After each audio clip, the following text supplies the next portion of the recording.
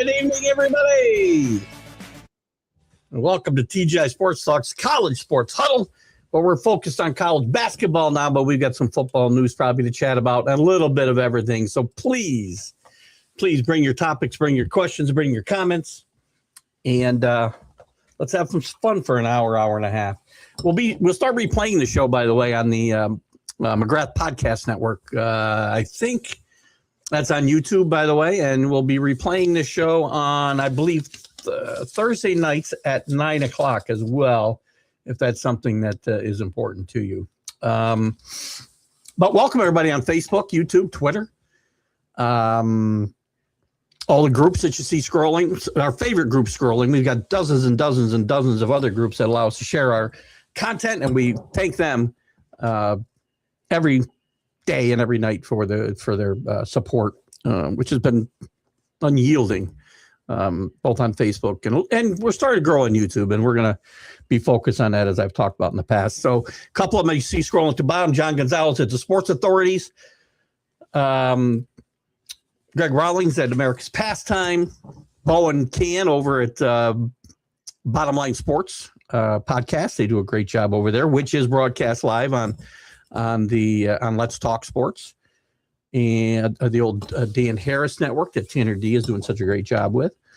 Who else? Ken Krause over Golf Bud Sports of All Sorts, and also a quick shout out to Ralph Williams at RW Media, who does his show out Ocean City, Maryland, Pittsburgh Focus, National Footprint. We've guested several times on his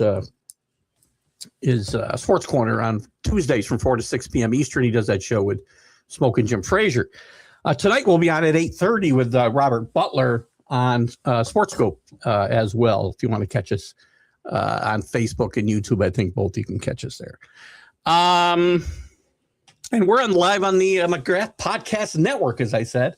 We're happy to be there, and you're going to see some new additions there. We're working on some new intros for these shows, my shows as well, with the voice, Chris F. Grave, who's with us tonight as we get ready to talk some college basketball, college sports. AC, good evening. How are you? I don't know why my screen's so small. Hold on, let me see something here. We're at 100%. Why can't I see anything? And as I go down, it gets smaller. That's very interesting. My computer seems to have a mind of its own, because as I make the screen bigger, my screen gets smaller. Weird. Anyway, AC, good evening. How are you? Paul Spada up there in Wisconsin. Do you root for the Badgers up there in basketball or football? I know that you're an Oregon fan. Are you an Oregon fan in basketball too? I don't know that we've had that conversation, Paul. Love to know. Scott Kobe's with us, big Boston College fan. I don't know if you are or not, Scott. How many teams in college basketball hoops can win the chip? Listen, I think there's a bunch. We're going to get into that real quick. I'm going to say off the top, and we'll count them up here in a little bit. 1, 2, 3, 4, 5, 6. I'll talk about who they are. 7, 8, 9, and I don't think they're real. 10, 11, 12, 13. Before I get to real outsiders, I got like 14 teams can win it all. Just looking quick. We'll dive more into that this weekend as we go forward. But yeah, I think it's wide open. You just saw Arizona lose 2 games last week. Can't shoot the ball. No 3-point shot. They are great in the paint. But when you take that game away from them, and you saw it against Kansas and against Texas Tech, Arizona's beatable. They fall down to number 4 this week, and Michigan takes over that top spot. Michigan's really, really good. One slip up they had against who did they lose to? I think Purdue a couple weeks ago. Nearly lost to Penn State the same week. But this is a team that beat a really good Gonzaga team by like 35 early in the year. Excuse me. Dusty May, one of the most underrated coaches in the country. AC needs a good pick for March Madness. I've been looking. I'm going to wait till the field is unveiled, and I like to find it. You know what? I did this a couple of years ago. I bet I found Arkansas. Gosh, they were like plus 4,800.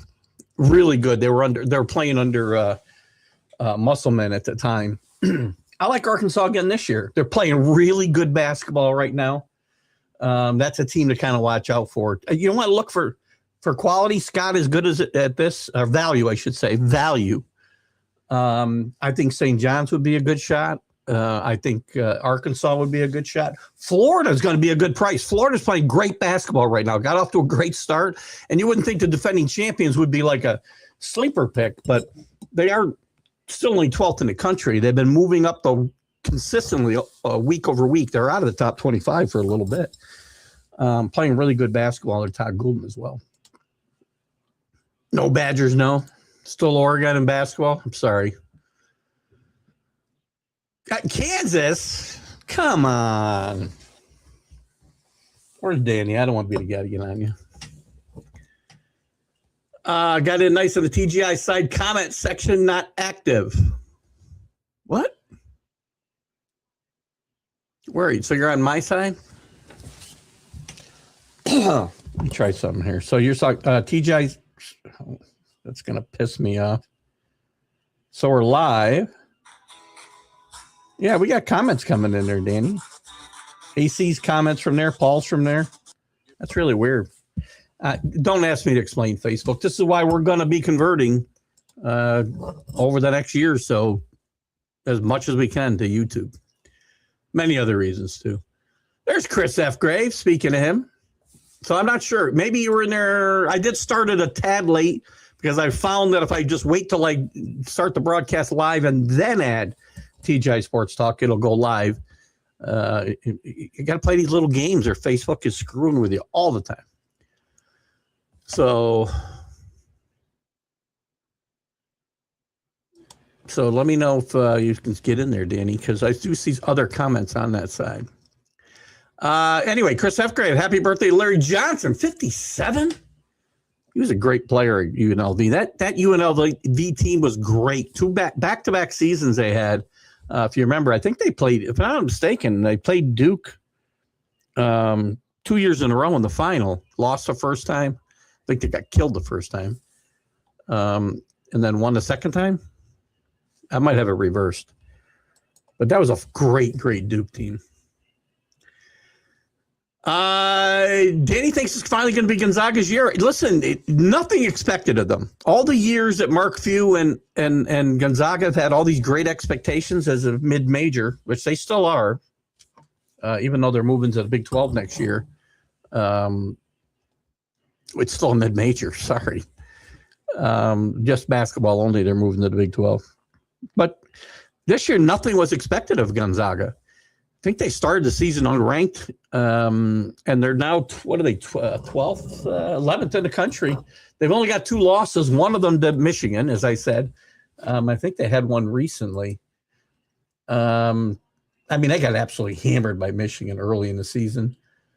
And they lost to Portland, of all teams, 87-80 here recently. That's a good league. They're going to get 3 bids out of that conference this year. I think Santa Clara gets a bid as well as St. Mary's and Gonzaga. What they get beat by Michigan? Oh, sorry, 40 points they got beat by. It's either Facebook or StreamYard effing up. It's consistently on my TGI Sports Talk page, Brian. So I have no idea. I've got to manipulate. This is why sometimes the intro goes long, because it just takes it doesn't start, and then I can't share, and then it screws up my the analytics on the page, and it hurts a lot of things. I only made $6 in February so far. I have no idea why. I made $6. I made $11 in December. Not from stars either. This was from Facebook content. I'm happy they're trying to pay me, but I don't know. Yeah, so I don't know who it is. I have no idea. Let's take a quick look. We talked about, by the way, Michigan goes back up to number 1. Were they unanimous? They should have been unanimous if they weren't. No, Houston got 1 vote. So Houston moves up to 2. Duke moves up to 3 in a huge matchup. This late in the season, and I think the NCAA tries to do this. Actually, there was a great question in on one of the Q&A sections in The Athletic today about the NCAA taking over scheduling, non-conference scheduling for basketball to try to optimize this, because teams like Miami of Ohio, undefeated, can't get a good non-conference game. Nobody will play them. And they're going to be hurt. I mean, they're going to lose in their conference. If they were to lose in their conference tournament, there's a good chance they don't get in that large bid. They can go into the tournament undefeated. I believe they're 26-0 right now. Lose in the final and not get in, because nobody will play them in that conference. In any of that, we got a really good matchup this weekend in Michigan and Duke. Should be interesting to watch for sure. There's Rick Sherlock is with us. Good evening, Rick. How are you? Also, some coaches in big trouble. Some in the ACC, a lot in the ACC. Adrian Autry's going to be out of here. They got their worst defeat since they've been in the ACC, the worst defeat in 20-plus years at Syracuse from Duke late last week. Just not pretty in Syracuse right now. But your top 5 is Michigan, Houston, Duke, Arizona, UConn. Arizona dropped 3 spots, as we said, to that 4 spot.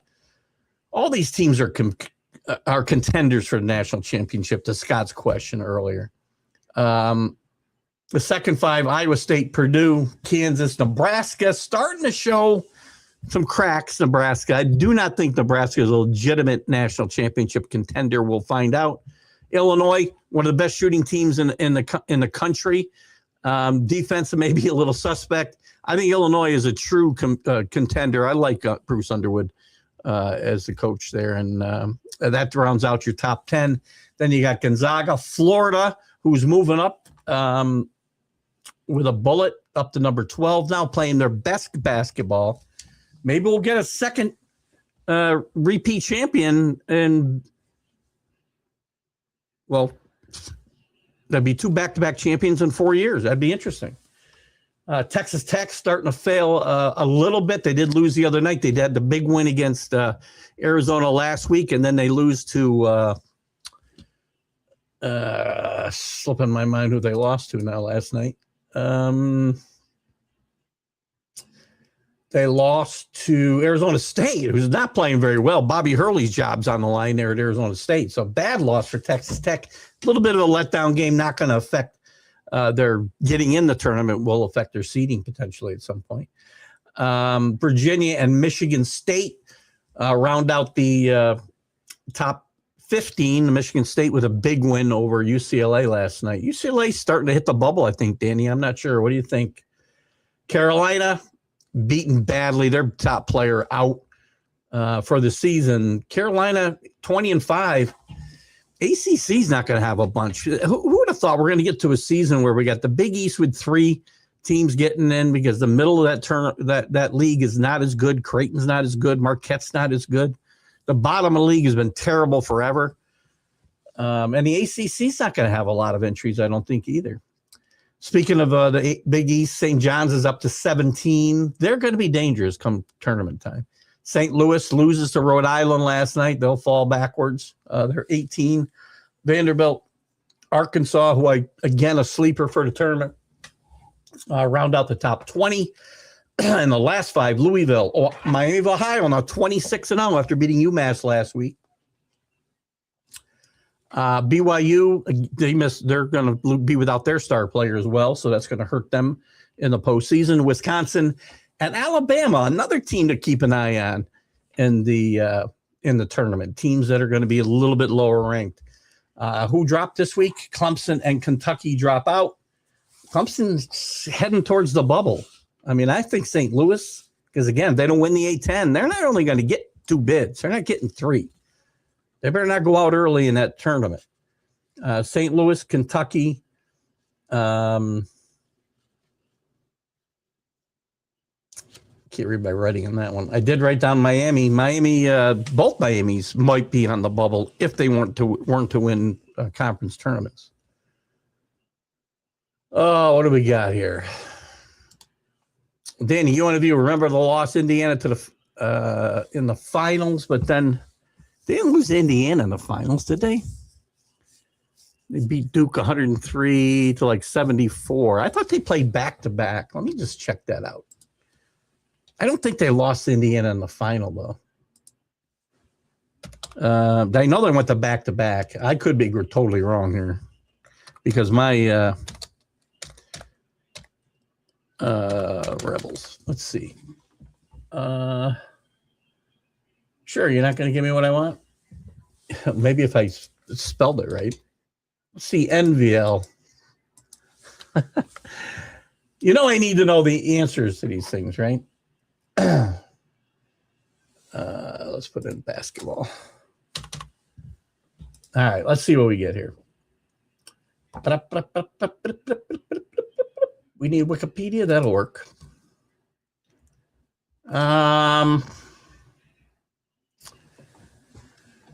Bill is one of the greatest teams ever. Let's see.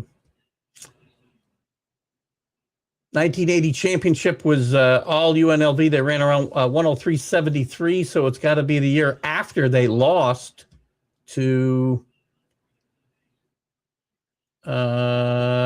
Duke. Again. Showdown with Duke in the Final Four at the Hoosier Dome. So it was, did you say in Indiana? It was in Indiana, but not to Indiana. They kept the Rebels in check all evening and ended UNLV's dreams of back-to-back championship in its first perfect season since Indiana. 79-77 loss ended UNLV's season with a record of 34-1. I believe that was in the Final Four and not the final game. So the Indiana part was right. They didn't play them. Brian George's a tremendous college athlete. Still hard to fathom. He was originally drafted 1988. Great baseball player, great football player. Played with Deion Sanders in the same defensive backfield with the Falcons. Purdue's a good team. You know, they do find a way to lose every year. Your analogy, I'll let stand for itself. We know where that goes, Danny, but that's a great point. The Boilermakers just seem good enough to lose. They did get to a final a couple of years ago, as we know, or was it last year? I don't think it was last year. Florida didn't beat. I think it was 2 years ago.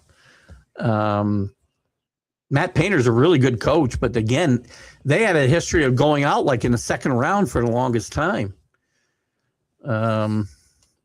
There's CA. I don't know if you sent me an email yet. I haven't checked. It didn't go to my inbox, but I haven't checked my other box or my junk box or whatever. There you go. There's a good answer. I'll check for it. It probably went to my junk then. Do me a favor. I know you don't want these guys to know your email, I'm sure. I'll look for it. Just give me an idea what I should be looking for, something like the subject or something like that. Alabama's definitely a team to watch. Very athletic and well coached. Nate Oates is a really, really good coach, by the way, and I like the way he tries to carry on Whip Sanderson's legacy with the checkered sport coats from time to time, if not always. I think they're going to get better, too. They got one of the best. You know, the SEC's got some really good athletes that are really peaking at the last minute or late in the season. Arkansas is the same way. I like Arkansas. I like Florida, and I like Alabama coming out of that SEC, all with a chance to win this tournament or go deep into the tournament. Obviously, they're all going to do that, but they're teams that have a chance. Peter Vinkele. Incaviglia still holds a record at Oklahoma State for 100 home runs between 83 and 85. Pete managed the Tri-City Valley Cats right here, not 10 miles from my house. Didn't manage last year, but he was there, I think, the 4 years before that when they first lost their affiliation to the Houston Astros and went independent. 37-1. What I just said, they were 34-1. They were, and they went 35-5 the year they won the national championship. So that's a great team. I mean, 69-6 over 2 seasons. Tremendous. Jerry Tarkanian was a great recruiter and a really good coach. I think he loses some of his legacy suffers because of the NCAA chasing him around for decades, basically, from the time he was at Long Beach State all the way through his time at UNLV until he left to go to the NBA. People forget, I think, that he coached the San Antonio Spurs for a few years. Gorilla ball was a term back then. Back when? Oh, what did I miss here? It's the College Sports Huddle with Keith Engle on various platforms. You'll have your script pretty soon, Chris. Did you try to? I know I sent you a message. Did you try to download one of those free voice recording apps on your phone? Because what I wanted you to do, if you could, is to record a message, anything, and then save it, and then try to send me the attachment in an email. Then I'll see if I can save it, and we'll know if that's going to work. I tested it myself, and it did work. So this should be a way we can get those intros recorded. My info is amazing. We wouldn't know if I was making it up, would we? Some of I got to check to fact check myself. I love John Gonzalez. He gets mad when people use Google. Sometimes I got to. I'm 66 years old soon. I'm in my 66th year. I don't trust my own memory sometimes. I'm often right and I'm often wrong. So I'm usually close and hovering around the truth. They beat Houston, right, last year. So what was it, 2 years ago, I think Matt Painter, and Purdue lost in the finals. Maybe it was even 3 years ago. Time just flies, dude. Time and I have a horrible relationship. We really do. That's right. That's right. Purdue, they lost to UConn and won a UConn back-to-back wins. Is there a college dart throwing program? SCA would know. Seems hand in hand with white pants and Ivy League school programs. I don't really know whether there's dart programs. Listen, you can go to school to play video games now, and there's video gaming teams. There could be darts. There could be jarts, for all I know. Purple Rain.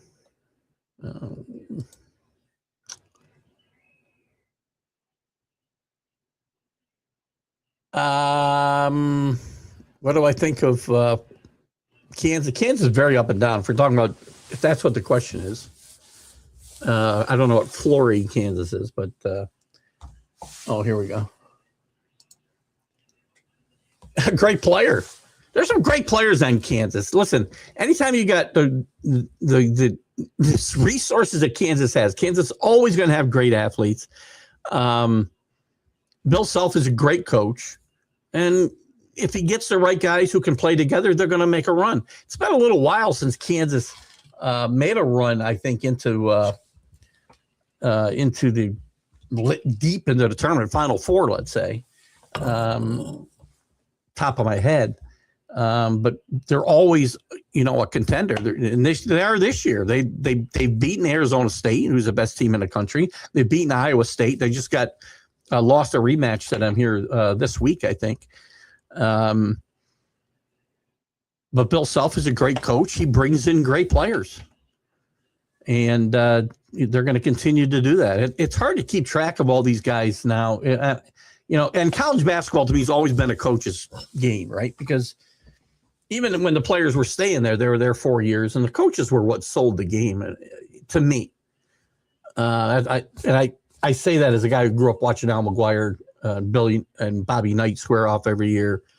Some great coaches, obviously Coach Wooden, Dean Smith, Coach K a little bit later on, Norm Sloan, who won at North Carolina State. North Carolina State's another team that I would not sleep on during the during the tournament either. After a slow start, Will Wade in his first year there has got this team going. And there's conversation that Will Wade will be there 1 year and gone to another program, maybe even back to LSU. That'd be shocking, as FBI investigators basically chased him off the campus at LSU. But anyway, Kansas, they'll have a shot. Was it that recent? Wow, man. As I said, my relationship with time just sucks. Really does. Villanova, that might have been Jay Wright's last team, right? Or pretty close to it. I don't know if he coached in 23 or not. I forget we're in 26. Thank you, Danny. So I got fact checkers here. I don't have to look everything up. No, we're right. Danny just corrected me. It's only been 4 years. It feels like it's been about 8 or 9. Good stuff. Ranked number 7 now.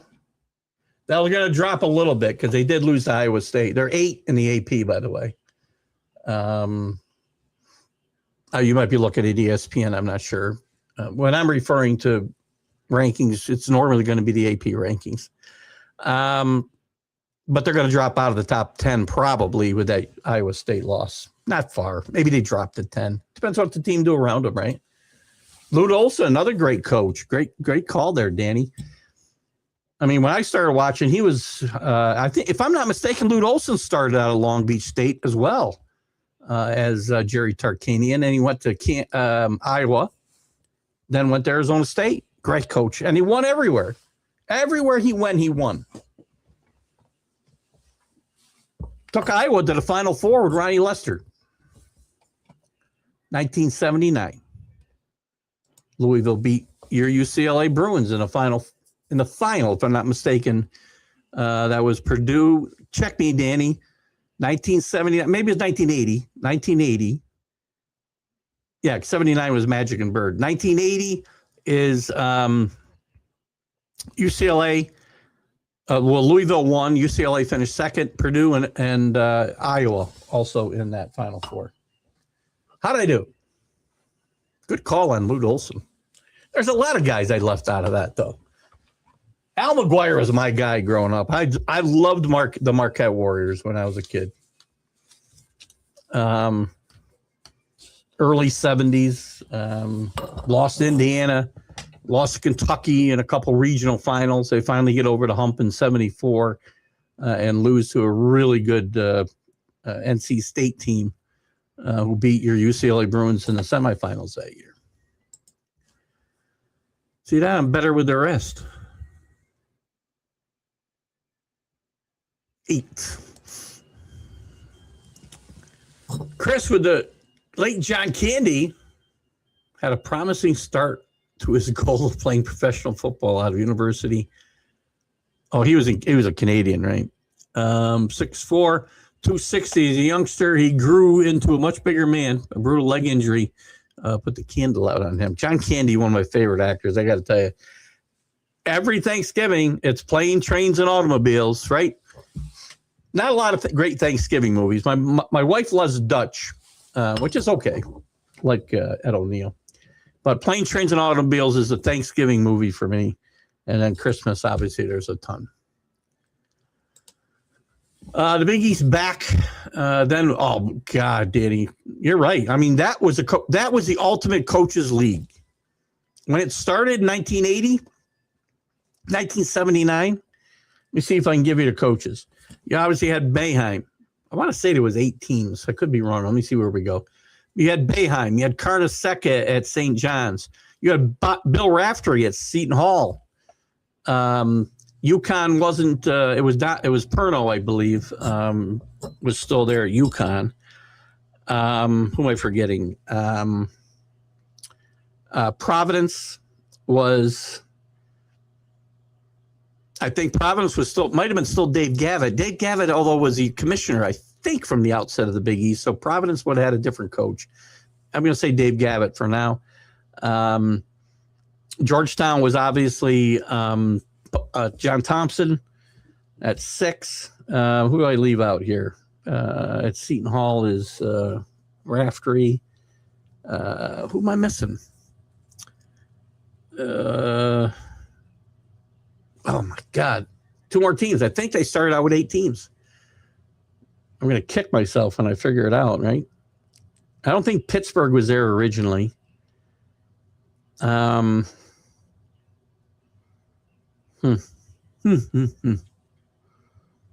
St. John's. Oh, Villanova and Raleigh Massimino. And one more team. One more team. Who am I forgetting?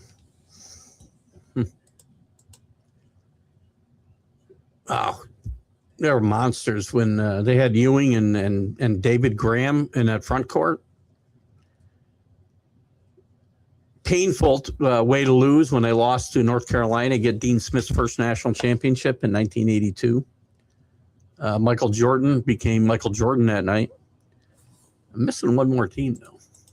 Hello, Bob Noto. How are you? I did catch Georgetown. I'm missing one team. I got Syracuse, Seton Hall, UConn, Georgetown, Providence, Villanova. I just lost another one. Maybe I missed St. John's. I'm missing a team. Who that team was? I think maybe it was 7 teams then.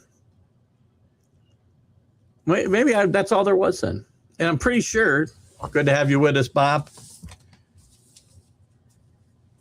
Always follow your exploits. Did you get to fantasy camp this year? I know you had some physical issues and didn't get there last year, I think. And I hope you're doing well, and I hope you got back, because I know Bob is the one guy I know that is a fantasy camp lifer, basically.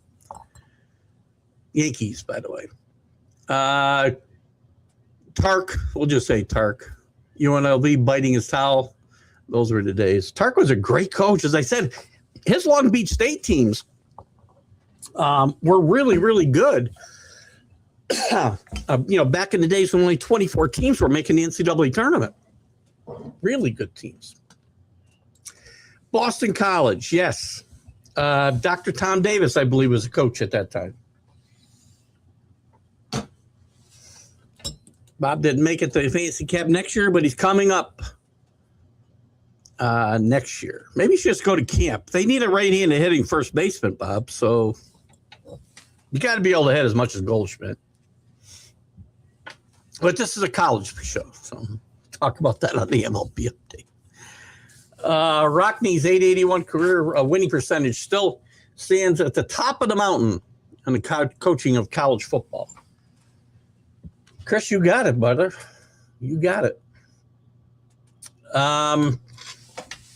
What else? There's some news in college basketball. What news did I want to bring? Doug Gottlieb, by the way, has turned Green Bay, Wisconsin around, by the way. Doug Gottlieb left. They were horrible last year. They're actually like 10-7 in the Horizon League. Got a chance to get to an NCAA bid. He gets a 1-game ban because he got a technical foul for doing basically nothing. Then he pounded on the scorer's table, and he gets a 1-game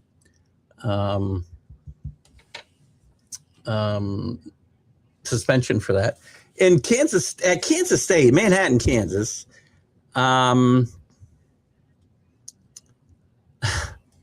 their coach, Coach Tang, gets fired for saying they fired him for cause, so they don't have to pay out they don't want to pay out his $18.7 million buyout. They say they fired him for cause because he said after the game the players don't deserve to wear the uniform. Basically, I'm paraphrasing. I've heard coaches say a lot worse about their players than that, and this is kind of flimsy, and I see a lawsuit coming here. I mean, he gets fired because he's 1-10 in the Big 12. This was a team that got to the Elite Eight 3 years ago, his first year there. And this is going to end up in the courts because, that isn't cause. Coach Kelly at LSU, not knowing players' names, not going to practice, that's getting fired for cause. Twitter's experiencing issues, it appears, as well. Can't find your live X, you can manually post it. Man, it's a message from StreamYard. Good to have them with us.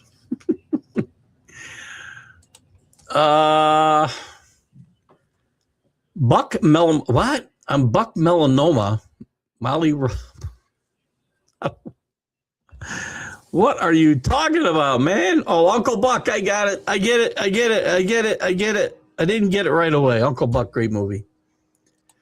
Hello, Jeremy. Good to have you with us, my friend from Detroit. We haven't talked college sports a lot, Jeremy. Who do you follow up there? You follow University of Michigan, I assume? As I said at the top, if you do or whether you don't, Dusty May, one of the most underrated coaches in the country. Juwan Howard, I think we might have talked about this a little bit Sunday, so maybe I do know you're a Michigan fan, Jeremy, because somebody brought up when I said he took over a mess. He did take over a mess. Juwan Howard left the program in a mess. He had a little bit of success at the beginning. This was not a good basketball program that got left behind. And Dusty May, after a great run at Florida Atlantic, steps into much bigger spotlight and has done very well from the get-go last year. Great job by Dusty May. Michigan is going to be one of the number one seeds and maybe the number one seed in the whole tournament. There's Danny. Georgetown, St. John's, BC, UConn. That's the team I missed was BC. UConn, Syracuse, Providence, and Seton Hall. And of those teams, as I said, I don't believe that I think Purdo was the coach still at UConn. And BC, I think, had Dr. Tom Davis. Providence coach, I'm not sure if Dave Gavitt actually was coach. I think Dave Gavitt was still coaching. And I also know that Dave Gavitt was also kind of the founder of the Big East, so I'm not really sure how that worked. So you say Villanova wasn't in that first group. That's possible. That's entirely possible. There is a great, and I know I seem to have a 30 for 30 for everything we talk about on my shows. A Requiem for the Big East is a great 30 for 30 on ESPN where you get the answers to all these questions. I haven't watched it in a while, and obviously I need to watch it to, reboot my memory a little bit. I agree. Dusty May will win multiple championships. He's a great coach, great recruiter, great coach, great temperament. I think he relates to kids well. He teaches the game well. Heck, he got Florida Atlantic to a Final Four. Who's doing that? Nobody. What else is going on in the news of NCAA basketball? We talked on the professional sports show an hour ago about Mitch Cronin ejecting his own player. I do think that Mick Cronin, I don't know why I call him Mitch all the time, Danny.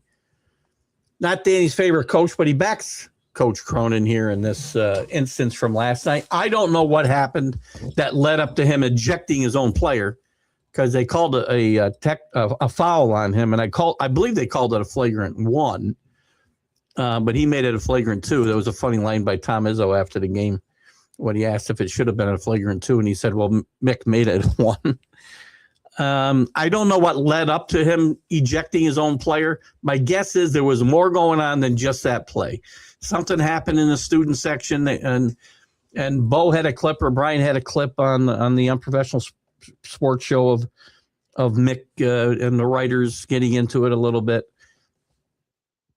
Look, at writers ask the most asinine questions most of the time.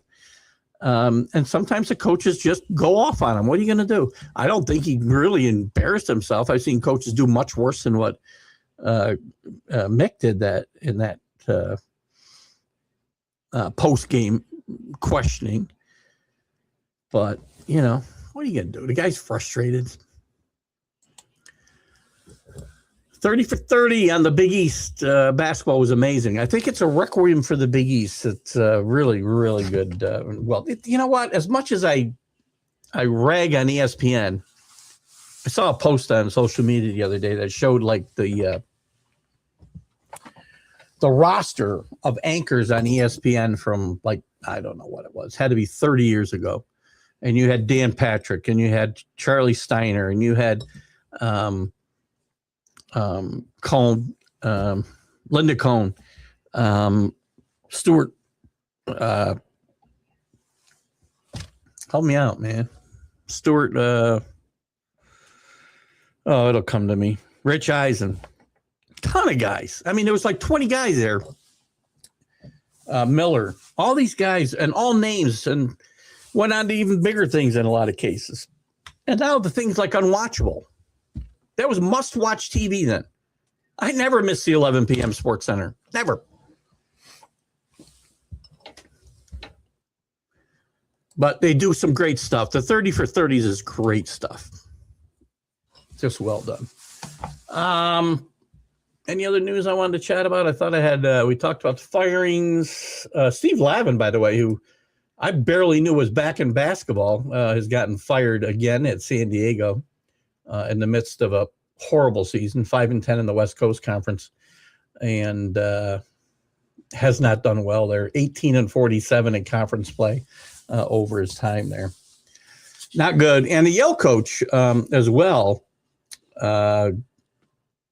Tony Reno, has stepped down for health reasons. He was 83-49 in 14 years in conference play in the Ivy League.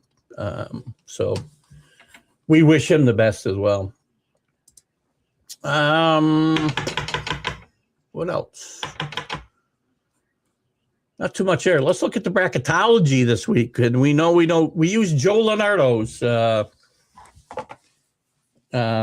picks, and then we kind of go from there, right? His top overall seed is Michigan, of course. The last team in for him would be San Diego State. The first team out would be Missouri. And we'll skip the brackets a little bit. We go to on the bubble. His last 4 buys, so teams that would not have to play in the first 4. Texas A&M, UCF. Johnny Dawkins was squarely on the hot seat this year, and he has done a pretty good job at UCF this year in the Big 12, and probably saved his job. And it looks like if they don't totally collapse, he's going to make himself a NCAA bid this year. Georgia would be one of the last 4 teams in, and USC. The last 4 teams in, so these teams would have to play in the first 4. Dandy's UCLA Bruins. Santa Clara, I do think that WCC gets 3 bids. I think it'll be St. Mary's, Gonzaga, and Santa Clara all get in. TCU, Jamie Dixon not having a great year, but he's got a couple of really good wins. San Diego State. First 4 out, Missouri. Ohio State, who had a big win over Wisconsin last night, might put Wisconsin in Ohio State's position, quite frankly. But Wisconsin also has, by the way, the only team in the country with 3 wins over top 10 ranked teams, or teams ranked in the top 10. Who else? New Mexico, California. The first 4 out, and the next 4 would be VCU, Virginia Tech, Seton Hall, and West Virginia. That Seton Hall not getting in would mean 3 bids for the Big East. Things have gone badly in the Big East. So we're still at 68 teams, as you can notice there. This would leave in his eyes, and I'll look at this here in a second, the Big 10, 10 bids. The SEC, 10 bids. The Big 12, 8 bids. The ACC, 8 bids. I got to look at that one. ACC 3, West Coast 3, Big East 2. So when you're looking at this, you got to look and say St. Louis, Miami, Miami of Ohio, Utah State. These are all mid-majors. These are all mid-majors who, if they don't win their conference tournament, they're going to go home and not well, they'll play somewhere. They're not going to play in the NCAA tournament. Well, I've got to see teams that are well under 500 in their conference in this tournament. I do this every year. I mean, do I need to see, let's go to the ACC. What did I say? 8 teams? 1, 2, 3, 4, 5, 6, 8. All right, everybody be over 500. I won't make an argument there. If it's down to SMU, I'm guessing SMU is the last team in from there. Cal's on the bubble. Syracuse just awful, by the way. Adrian Autry's on his way out. The Big 12. Maybe I don't have an argument here. 1, 2, 3, 4, 5, 6, 7, 8, 9, 10. TCU would be under 500. He's got him in the tournament. In conference. You can't finish 500 in your tournament. Why should I be out? Let's just say for giggles, Miami of Ohio goes undefeated, gets to their conference championship game and loses. You're going to leave them out of the tournament? Please. I mean, Seton Hall should get in if they finish 4th in the Big East. They don't have a great non-conference win, unfortunately. That's their downfall. And the other downfall for Big East teams is the middle of this conference has gotten really mediocre. Seton Hall, Creighton, Xavier, Marquette, all teams have been really good, up and down these last years. Even Butler, Providence, a 4-11 Providence, 4-11 Marquette, great run under Shaka Smart the last 3 years, 9-17 overall. So even wins in the league are not that good. That's how you get 3 bids. But some of these mid-majors, again, if St. Louis has got to stay home, they did get beat by Rhode Island last night. How about the Big Ten? I guess they're going to earn theirs. I mean, they'll all be over 500. I'm not going to have the argument that I had some past years where teams that were 7-10 in conference, 8-10 in conference, 6-12 in conference, and getting into the NCAA tournament. I mean, Utah State's 12-2, 22-3 overall. They're not going to get in a tournament if they don't win the Mountain West. Seriously? They don't even have them down. Joe Lunardi does not have them down for multiple bids. I'm sorry, they got them down for 2. So it's possible they get in. But we're going to leave. And listen, the Mountain West to me is the top of the mid-majors. And getting closer to I got a little bit of football news about the Mountain West as well, and the MAC. But they're getting closer to major, or at least just below major, conference standing. I mean, they've got some really good teams. Utah State's really good. San Diego State perennially is very good. New Mexico's consistently good. Grand Canyon just coming into this league 2 years ago, I believe. 17-9, 10-5 in the league. Nevada's been good over through the years. Vegas, we know their history. Not that great, obviously, this year.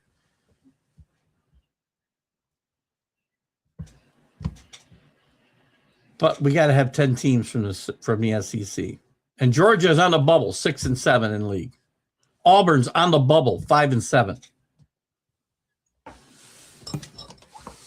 Can't do it. University of Lowell produced athlete Tom Glavine, who impressed. He was a very good hockey player. Good call, Chris.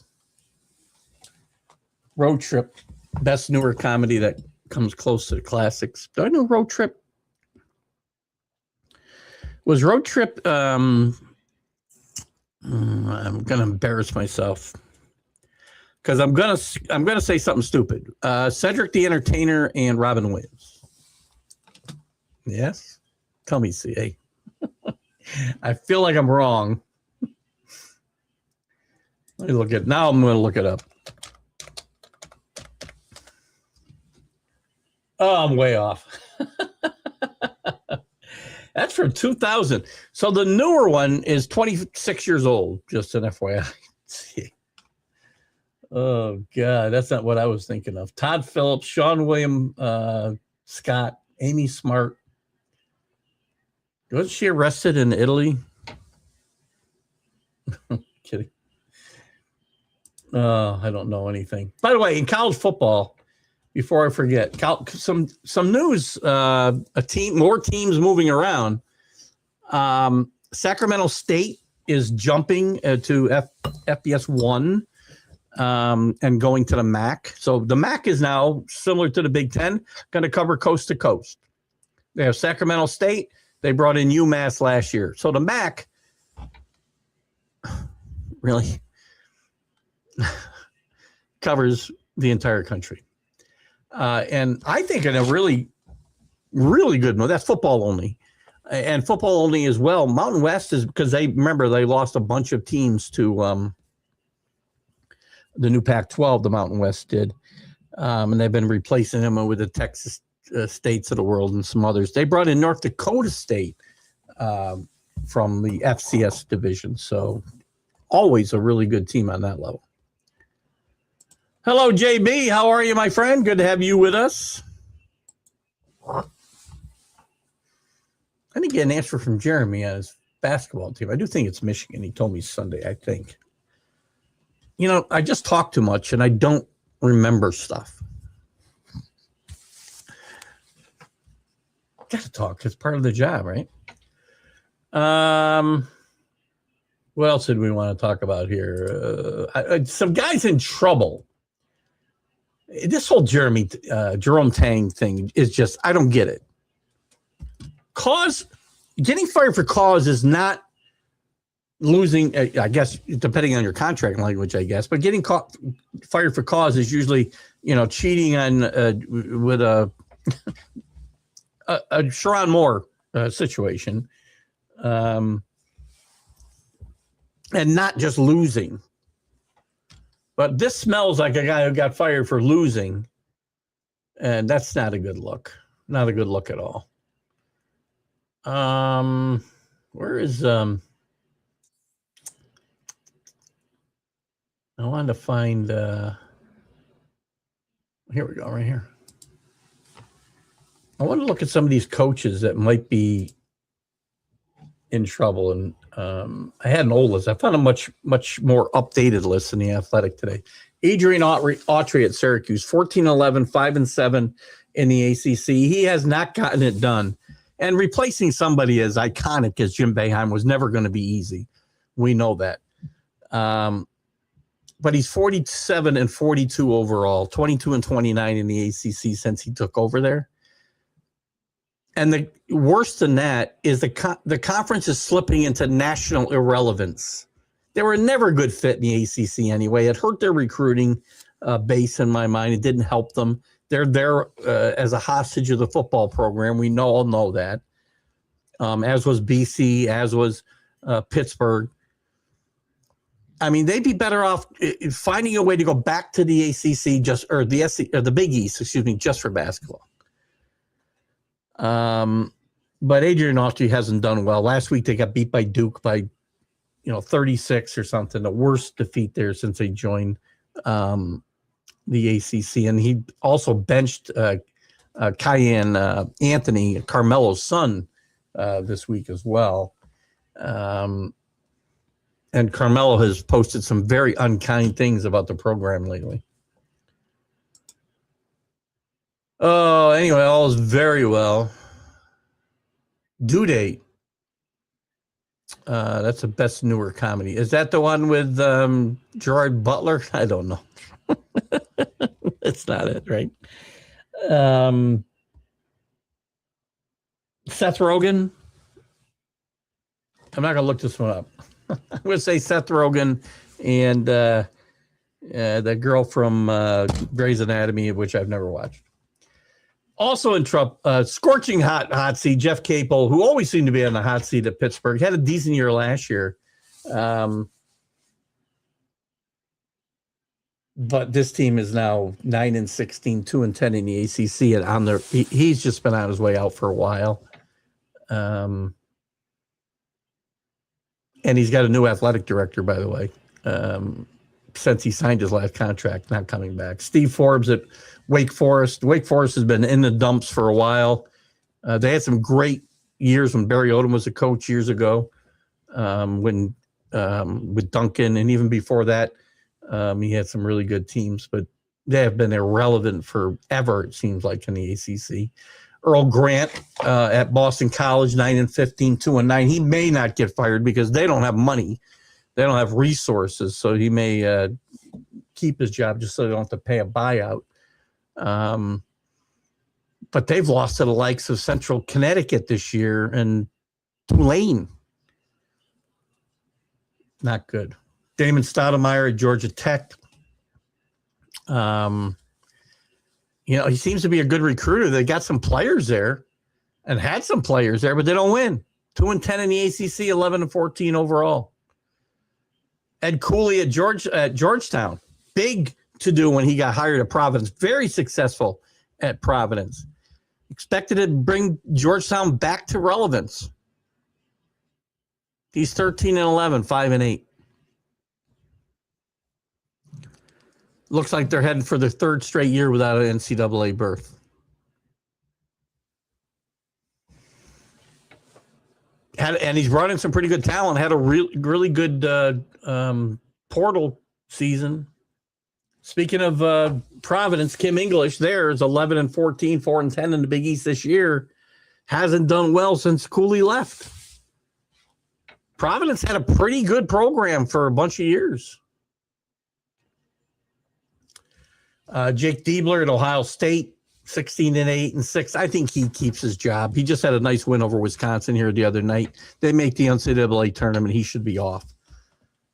Jeff Pikiel from Rutgers. Rutgers had a great run when they first went to the Big Ten. I'm sorry, not when they first went to the Big Ten. Around the time of COVID. That was probably their best team.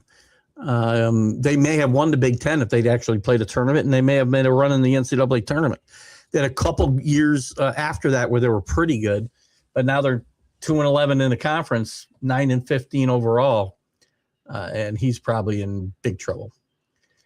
Bobby Hurley, we talked about at Arizona State. Things just have never quite gone his way. I can't believe he's been there 11 years. Bobby Hurley's been there. Big win over Texas Tech here last night, but not going to be enough maybe to save his job.